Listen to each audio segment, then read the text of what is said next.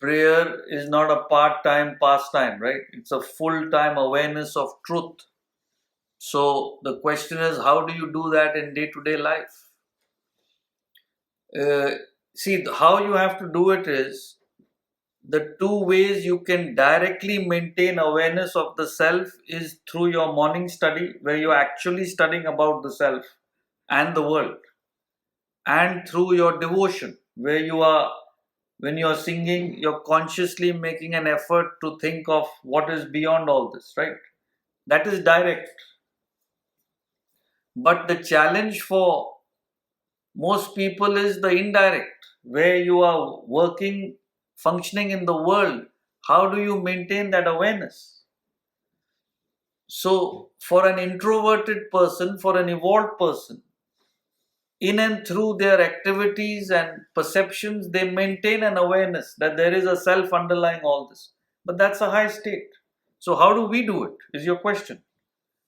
So, how you do it is, you set a unselfish plan of action and you maintain that at the background while you're acting. See, what I mean is, you are you're working in a job, right? You set a plan of action. How best can I serve this organization? And then you get on to that action. So it's a background awareness, because every time you're doing it, you're aware why you're doing it. It's not a conscious thing, I'm serving. You're doing your action. Similarly, with your family, you set your plan of action with the family and just do what ought to be done. So it's a background awareness. See, what I mean background awareness is, I've given this example, right? A guy takes his client for lunch because he's the biggest business client. He's talking to him, he's whining with him, he's dining with him, they're enjoying a meal, nice restaurant, good music. But in and through all that, he's talking about how's your family. Oh, your child plays tennis now. Which tournament they were? All that you're talking. At the back of your mind, all that is going on. What is the thought? This fellow's business, I have to make sure I get. You understand? So it doesn't disturb what you're doing, but at the background, it's constantly there.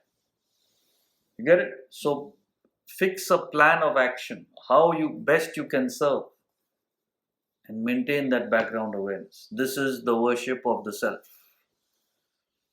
And lastly, when you're doing mechanical activities, see, for example, you're exercising. Before the exercise, why am I exercising? Fix that. This body has to be kept fit to reach the self. Then you go on exercise. Before your meals, that's why we take a prayer, right? Because you just give yourself a pause. Why am I eating? To keep this body alive for the self, right? Now, if you're doing all this and then attending talks like this, you're directly contacting the self, because we are trying to figure out this mystery. What is the self? What is the world? All these questions boil down to that. Correct? Now, what else you want? So, this is how you maintain a daily constant awareness. You can't do it directly most of the time. You have to do it indirectly through selfless action. There's no other way. So focus on being less selfish. See, even in your family, if you're asking your husband, do this, you're demanding. No, let me serve. I'm not going to ask for anything. Children, why don't you do this? Why don't you do that? No. All this is spiritual action. I'm doing what I ought to do. I'm not asking for anything in return. That is selfless action.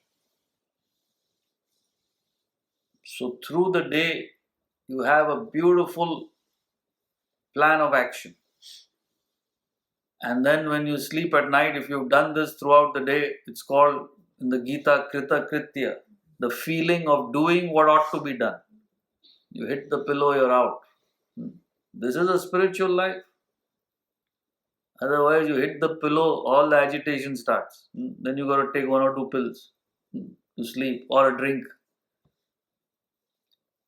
So if you're doing this, what do you need?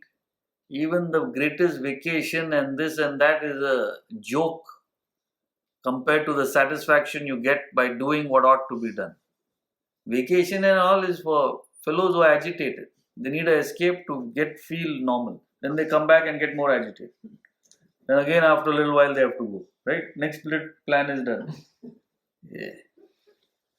Or I'm not saying you should not take a vacation. You shouldn't need it. When you're enjoying doing what ought to be done through the day, what vacation? What break?